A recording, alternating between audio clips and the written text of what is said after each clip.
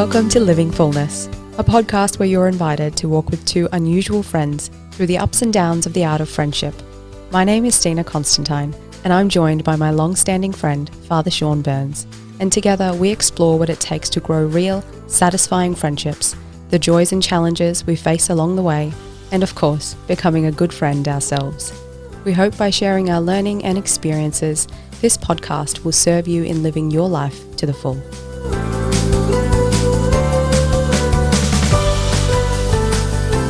Whether you're listening through your earpiece, in your car, in your home, or watching through our YouTube channel, hello and welcome to our podcast. Hello, Stina. Exciting times. Very exciting. Very exciting. Getting this podcast up and running it's been a long time coming. So very exciting times. I guess the place to start is, who are we? So Stina, take it away. Okay. So I'm Stina. I was born and raised in Norway to Sri Lankan parents, but I've lived most of my life in Australia. I have a background in psychology and in social work. I'm also the founder of Virtue Ministry, which is a Christian initiative that sets out to help people become who they were made to be, to embrace their unrepeatability. But more important than that is that I'm a daughter, a sister, and a friend. What about you? Well, I'm Father Sean Byrnes, and I come from Albury, New South Wales. It's sort of southern New South Wales, and grew up there, did my schooling there, and then went to university in Wagga. And at uni in Wagga, I came across this place called Vianney College, and it's the seminary of the Wagga Wagga Diocese, and I thought it's pretty cool. They train priests there, without realising that I would one day become a seminarian myself and then go on to be a priest. I've served at St Patrick's Church in Albury, in my hometown, for a couple of years before being called back to the seminary as the first year formator and the vice rector. I teach a few subjects here at the seminary as well, particularly first year subjects and also homiletics to some of the more senior students. And again, more importantly than any of that, is that I'm a son of God, I'm a friend, and for me uniquely, I'm also a priest in the ministerial sense. We're all priests in the baptismal sense, but I'm also a priest in the ministerial sense. That's part of my identity. So, yeah. Awesome. Yeah. So I guess at this point we could ask sort of, how did we actually meet? How did this friendship come about? Yeah. I don't recall. Neither do I. Which is kind of bad. It just occurred, and it's just been. I'm sure there was actually a process of growth there. It's just that reflecting back on it, it's actually difficult to nut the pieces out when that sort of happened. I know that when we met. Interestingly, we were in the same circles before we met. Exactly. It's rather incredible in youth circles and stuff like that, without ever really having crossed paths. And then 2009, I suppose. You were back in Australia in 2009. That's right. Yeah. So, some point after that, we kind of connected. By that stage, I had joined the seminary, and you were studying at university, and our paths kind of crossed through youth work, through church events and stuff like that, I suppose. So, yeah. We both sort of have memories of encounters that sort of is around that era, at that time frame of 2009, but neither one of us can actually pinpoint. It's difficult but to actually say. Who knows is the answer. That's right. We do kind of know, though, like how it grew. Like we're able to put that together, just not the time frame that it occurred in. So that's exactly right. Like you said, we had, all those youth ministry or youth initiatives that sort of were both interests of ours, and obviously with the circles that we ourselves were in, having gone through the younger years, and that was something that I know I was passionate about, and it was something that you showed interest in as well. So those are some things that we kind of had in common, I suppose. Yep. And it just kind of it grew over time. Those commonalities led us to grow in friendship in a way, or that they provided like the background for that growth to occur. Yeah. Exactly right. Also, fun fact, when Virtue Ministry initially started too, this guy was one of the people that I went to and was like, hey, I've got this tiny idea. And you sort of turned around and was like, no, let's think bigger. How about we try this? How about we try that along with someone else, which turned into something much bigger than what I had anticipated, that's for sure. So it's grown incredibly, hasn't it? It's marvellous. To the point where we're here. Yeah, that's right. That's right. This. It's kind of unfathomable in a way. So that's kind of how we grew to be friends in a way. Is just through those common threads and I guess irritating one another just enough. I suppose that's the yeah, just enough. A question though that I get, not a direct question, but we do have somewhat of an unusual friendship in that I'm a lay Christian woman and you're a Catholic priest, which is not a friendship that we see a lot of. True enough. And so I guess that's also been reason for conversations around friendship for us. Over the years as well, particularly over the more recent years, which I suppose is again reason why we're here, why we're doing what we're doing. Yeah, it's interesting, like how are we staying, or how have we stayed and staying friends, and that's obviously there are similar projects that we're working on which keep us sort of in connection and in contact, as well as common interests and similar work. Those are all things that sort of allow us time and opportunity, but also there's boundaries that help our friendship to sort of guide our friendship, I think. So we're not really generally speaking, we're not alone. Exceptions like this podcast where obviously there's not like 3 people in the room with us right now. But we're recording this in a public place at the seminary. So it's not generally speaking, we're not alone, and we, as a rule, we don't have a pastoral relationship. So I don't minister to you. You don't come to me for spiritual direction or for confession or things like that. And that's that helps those boundaries to sort of sit in place, and sort of provides the means for our friendship to grow in a way that respects the fact that you are a lay woman and that I am a Catholic priest. Absolutely. Yeah. Absolutely. And that's not to say that if there was a moment where the sacrament of confession was needed, which has been, with COVID, for example, that has been,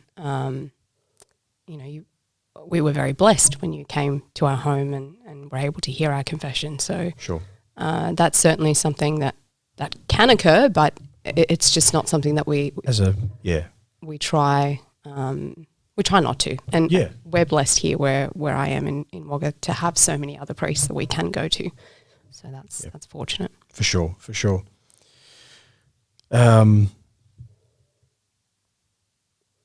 Even topics is another thing that we... Yeah, that's true. Which it's not like we sat down and were like, okay, these are the things we're allowed to talk about. These are the things we're not allowed to talk about. We've never needed to do that. No. It's kind of an unspoken reality that's just been there. There are certain topics that we don't talk about together. Exactly. Purely for the others' sake. Yeah, exactly. And because it's not necessary. Like, we don't need it. It'd be weird. Yeah, that too.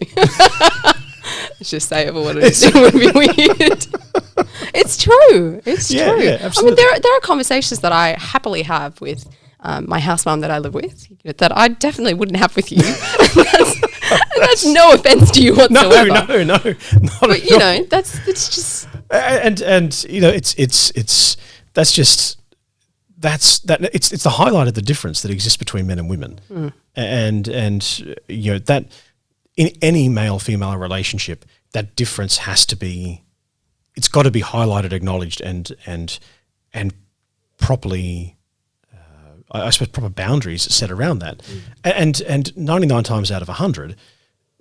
You don't sort of need to go through and go, okay, so this topic and this topic and this topic and this topic are out of bounds, because when you have the other person, the good of the other person at heart, you kind of implicitly or intuitively figure out this is not a conversation that is for us to have. This is not a conversation that's good. So right. This is a conversation for me to have with my priest brothers, or this is a conversation for me to have with some other male friend, but this is not a conversation for me to bring up with Stina. So yeah, absolutely, 100%. Yeah, and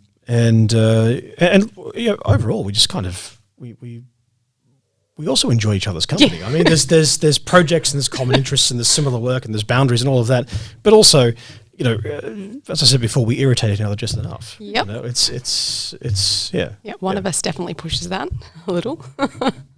That's you, right? Yeah. Yeah. Okay. Just a little. Just because it's hilarious. It makes me laugh. And then you end up laughing once you've gotten over the annoyed bit. So. Yeah, fair enough. Well, I mean, that's sort of probably a good time to ask, like some stories that capture the interestingness of our friendship. I mean, one that always captures that annoyance factor. I forget what we're talking about. I don't even know how it came up. Somehow Kung Fu Panda came into conversation, and so there's Stina said that what's Shifu? Shifu's the master. I think so. The little master Shifu. Master Shifu, yes. So Master Shifu is Stina said he's a red panda. And I went, red panda? There's no such thing as a red panda. There's pandas. There's not red pandas. He's not a red. He's a rat or something. He's not a red panda. And Stina went, no, they exist. No, they don't. There's no way red pandas exist. And you were so adamant about it. You were so adamant about it. And I even tried to tell you, I went to the zoo. I saw a red panda. No, and you tried to convince me that I didn't. What? What did I see? I don't know. It was a red rat or something. It wasn't a red panda. Anyway, about 2 days later, Stina Googled red panda and then showed me pictures. I was like, oh. Red pandas do exist. Yes. Whoops. That was a valuable lesson, no doubt. It was. Now when I see a red panda, I have like flashbacks to that moment. So now that's a running joke. Pandas are now a running joke between us. Yes. Yep. But I have my moments where I manage to annoy you as well. I'm only cringing because we talked about this just before we started the podcast. Please, no. So, yes. We had when Christmas comes around every year, there's that song. I wonder as I wander, and so Stina gets a little bit confused between the two words, between wonder and wander. Wonder being, of course, I wonder if this is going to happen. Wander being, I wander around the yard, And so Stina was using them in just sort of interchangeably, throwing them in wherever. And so we sort of, I noticed this in text messages and in conversation. You're using the word wonder and wander a lot, and you're using them incorrectly. This is incredible. And so now every Christmas, I ask Stina to sing. No, I wonder I don't. But I will this Christmas. I often think about that, that meme, the gingerbread meme, where he's there's the gingerbread man who looks at is sitting in a gingerbread house, and he looks around and he goes, "Am I made of house, or is the house made of flesh?" Well, similarly, Stina sits in the room, and she wonders if she wanders, or she's wandering as she's painful. wandering, and she screams, for she does not know.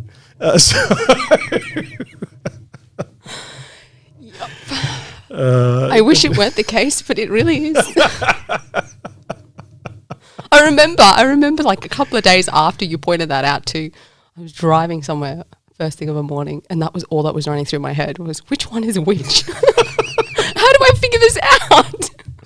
Welcome to the English language. Oh, it's painful. Yep. It's painful. Yes, it is. Indeed. So, why are we doing this? Yeah, look, good question. I think what we realised through the conversations we had been having was that we do have an unusual relationship, or unusual friendship. It's not one that's very common, but we have a really blessed friendship too. And I think we both sort of went, hang on, we've been gifted with this thing. We should really share what this friendship is, because there's probably going to be people out there who would benefit from hearing what an authentic male-female friendship, and one of this kind between a young woman and a priest, how it can actually be really fruitful and really joyful. And I guess that was sort of why we started even thinking about how can we move towards sharing what we've learnt and what our experiences have been. Yeah, sure. So I suppose, our friendship in many ways, it's one of those things where I know that that I have someone that, after a day that's been a bit stressful or rough, I can pop over to the Nugent to my house, to your house, place. Sorry, that's all right. And she won't mind a shout out. And hello, Mrs. Nugent.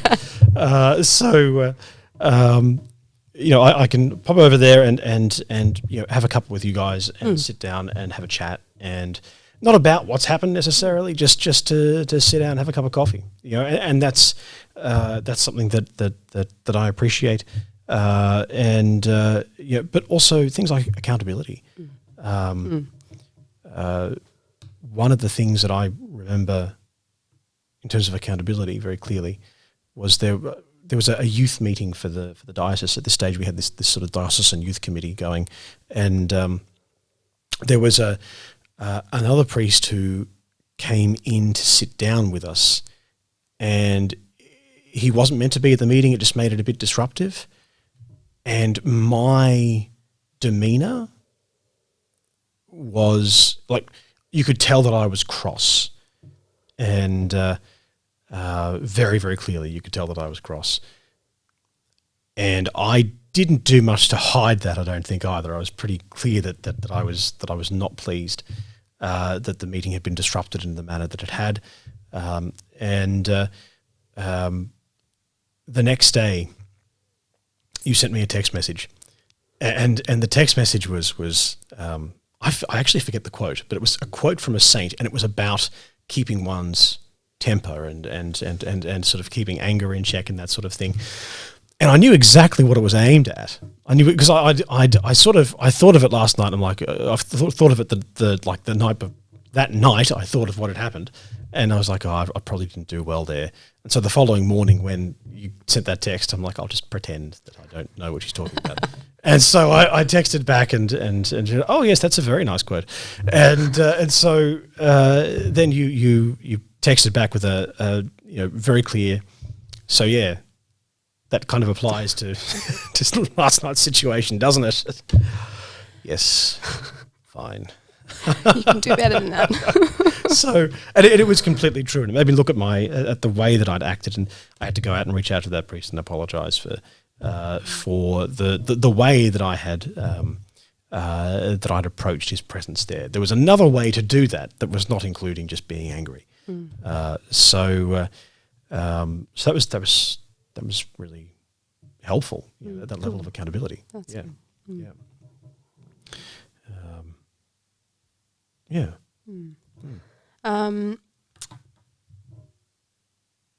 So I guess something else that I'm thinking about, this podcast that we've called Living Fullness. I imagine there would be people who will be thinking, why that name? Why Living Fullness? Like, what does that have to do with what we're trying to achieve? Yeah.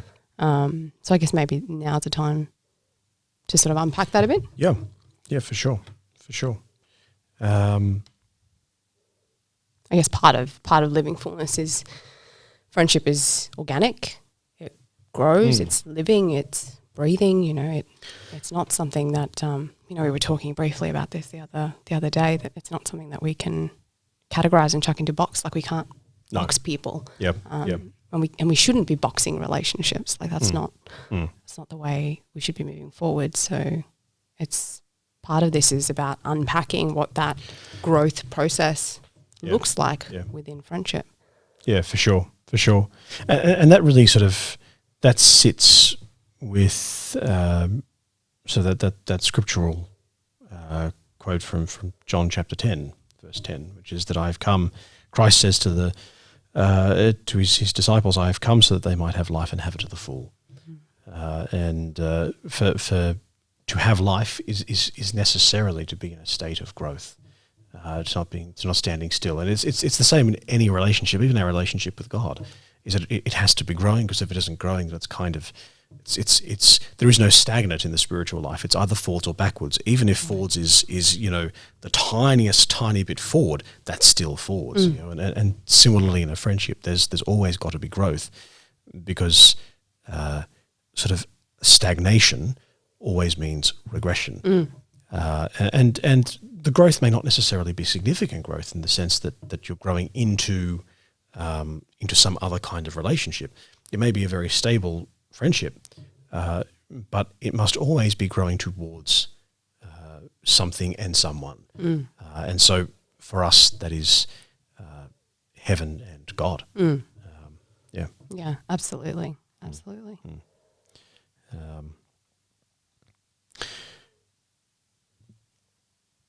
What we hope people will get out of the podcast, a clearer roadmap for friendship. Yeah, between the messiness and the muddle that we have of all relationships at the moment, there's all sorts of messes between. When we look at families, with separation happening, there's mess within that. There's even within romantic and dating world, there's mess within that. So, and likewise with friendship, there's also a lot of grey and confusion, like things like friend zoning. Right. What is that? And friends with benefits, what is that? All of this that can be unpacked, and I think that's what we're going to hopefully try, and some of the things that we might try and unpack. Yeah, for sure.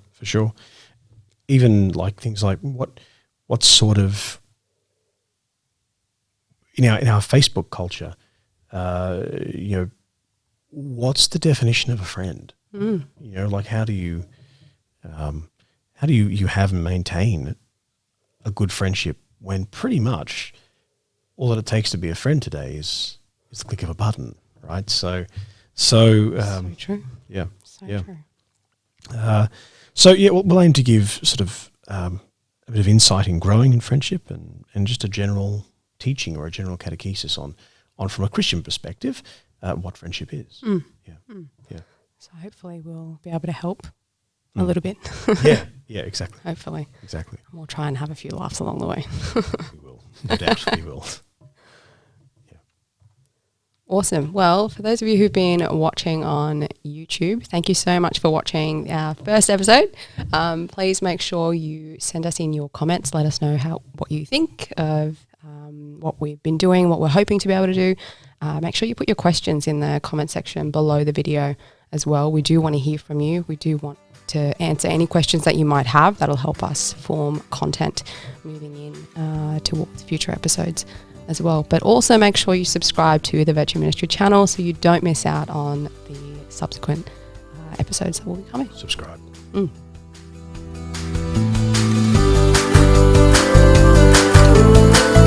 Thank you so much for joining us for this week's episode. If you enjoyed it and found it helpful, please rate our podcast and share it with someone.